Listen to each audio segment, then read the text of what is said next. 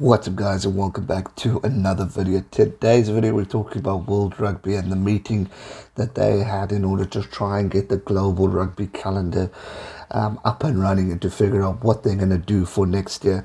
Unfortunately, no decision has actually been made on what's going to happen with regards to international rugby returning, etc., and how they're going to restructure the year in 2021 in order to catch up on the rugby that was missed and also to rearrange certain tournaments that were scheduled. There's been so much talk of Six Nations not happening in February, maybe moving that to March, as well as Rugby Championship moving also earlier, so that will be at a similar time to see how things go with that.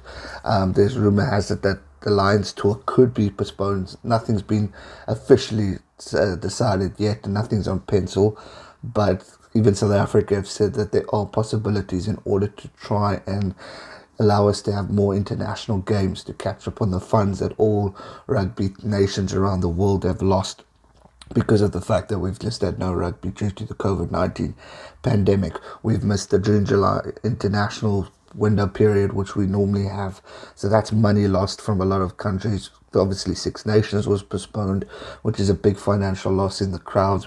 We're seeing islands in discussions with player salary cuts, etc. There's just a lot going around right now, and World Rugby are now, and the committee are trying to get together in order to see how they can create the tournament, create the global calendar in order to suit every nation so that they can sort of get something out.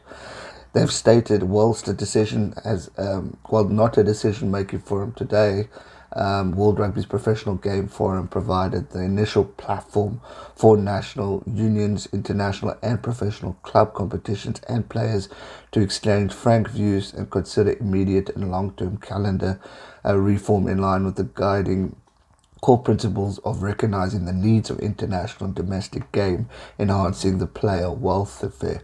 With the global COVID-19 pandemic significantly impacting the 2020 rugby calendar and union and club finances, all parties recognise the need to agree a compromise solution that enables both disrupted professional club and international competitions to be compromised this year. So it's going to be interesting to see how they go about this, and also put it into perspective onto how to finish the calendars off. I think a lot of people are in this recommendation for 2021. I would reduce as far as we can all provincial tournaments because they are long and take a lot within the year. By doing that, you allow more window space in order to catch up on the international rugby that we're going to miss. Unfortunately, as far as July internationals, there's been talk of trying to implement it in this year, but I just don't see the time happening. And with all the rules and regulations that are going around in certain countries, for example, South Africa, are still under strict lockdown procedures. So we will be closed doors games, and also the travel ban hasn't really been lifted to go international. So we've still got a lot of work to do. The talk is August to hopefully bring our rugby back, but nothing's been officially finalised yet. So for me, I don't see the June or July internationals fitting in this year. Maybe push them into next year and combine them with a few other tournaments. There was also talk of the Springboks and Japan joining a Six Nations tournament at the end of the year. If the whole talk of November internationals don't happen, I hope the November internationals happen, because it's always an exciting part to the year, and it will just give us that little bit of vibe, and hopefully by November we could see if rules can be lifted to get crowds in. But at the rate we're going, it's only really New Zealand who have that opportunity of having crowds in the stadiums.